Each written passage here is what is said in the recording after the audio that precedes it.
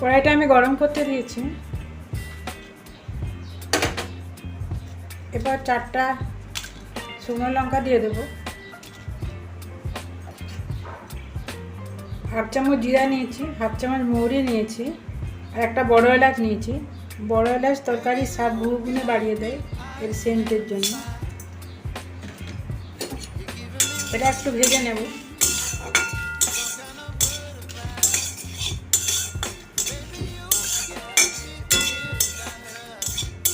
আমি আজ আম দিয়ে কাঁঠাল বানাবো, এঁচোড়ের তরকারি বানাবো আম দিয়ে, তাই মোটা একটা কড়াই নিয়েছি, মোটা তলাযুক্ত কড়াই।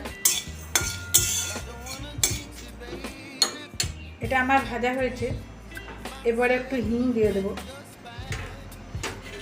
এবার 1 চামচ কসুরি মেথি নিয়েছি, কসুরি মেথি দিয়ে দেবো। সবগুলো একটু গরম করে নেব।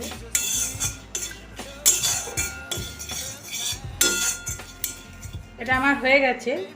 এটা নামিয়ে আমি চাকি বেলায় গুঁড়ো করে নেব। কড়াইটা গরম করতে দিয়েছি। এঁচড়গুলো আমি এরকম সাইজ করে কেটে নিয়েছি আর তেল নিয়েছি। কড়াইটা আমার গরমই আছে, তেল দিয়ে দেবো।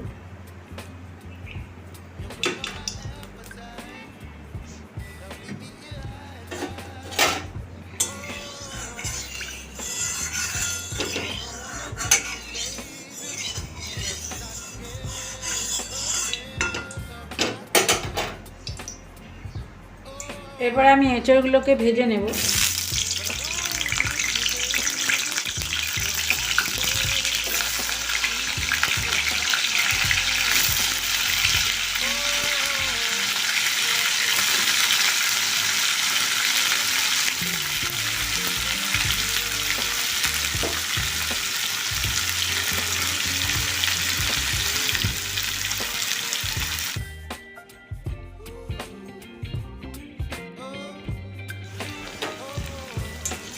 এটা আমার ভাজা হয়ে এসেছে।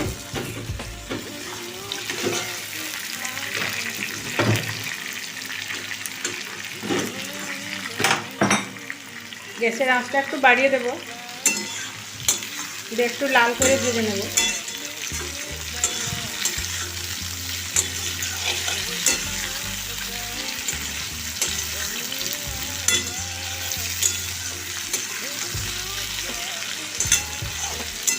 নমস্কার বন্ধুরা, সুলতার হেসেলে আপনাদের স্বাগত। আজ আমি আম দিয়ে এঁচড়ের তরকারি বানাবো। আমার মতন একবার বানিয়ে দেখবেন কেমন লাগে।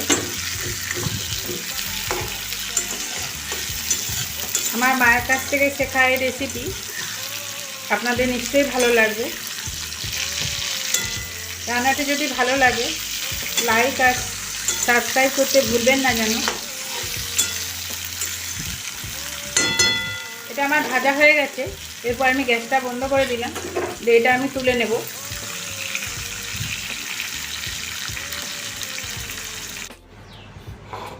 আমি একটা মিক্সি ছোট বাটি নিয়েছি, দুটো পেঁয়াজকে আমি এভাবে কেটে নিয়েছি। এটা আমি মিক্সি দিয়ে দিলাম। 8-10 কোয়া রসুন দিয়ে দিলাম, আর একটা আমের অর্ধেকটা দিয়েছি। আপনাদের যদি আম না থাকে তাহলে আমচুর পাউডার দিতে পারেন।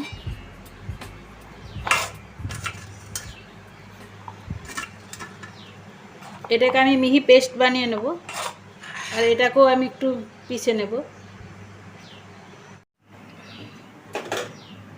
আমি ভাজা তেলটা কিছুটা কমিয়ে রেখেছি, তেলটা একটু গরম করে নেব।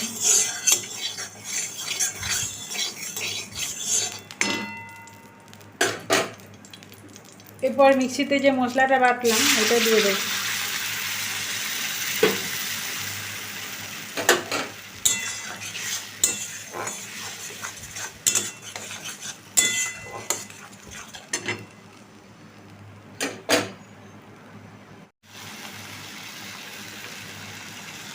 এই ভেজে রাখা মশলাটা দিয়ে দিলাম, একটু হলুদ দিয়ে দিলাম, একটু নুন দিয়ে দিলাম,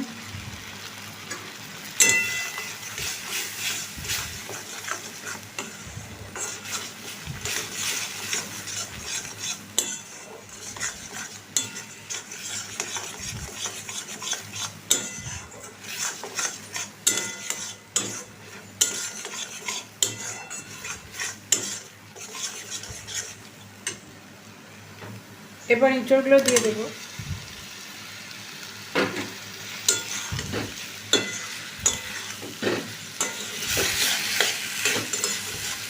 এবার এটা ভালো করে কষে নেব।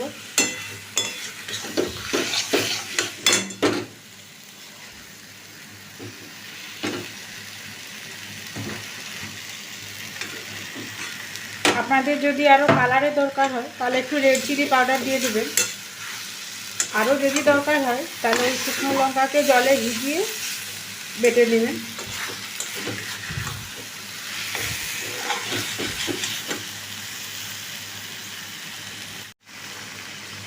মশলার বাটি ধোয়া জলটা আমি দিয়েছি, আর একটু কালারের জন্য একটু রেড চিলি পাউডার দিয়ে দিলাম। আপনারা 1 চামচ দেবেন, আমি ছোটো চামচের হাফ চামচ দিয়েছি।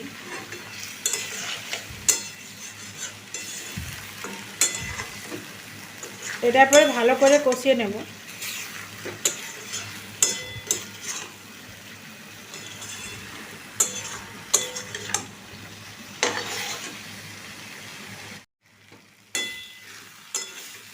কুটোটা আমার কষানো হয়ে গেছে, এরপর জল দিয়ে দেবো।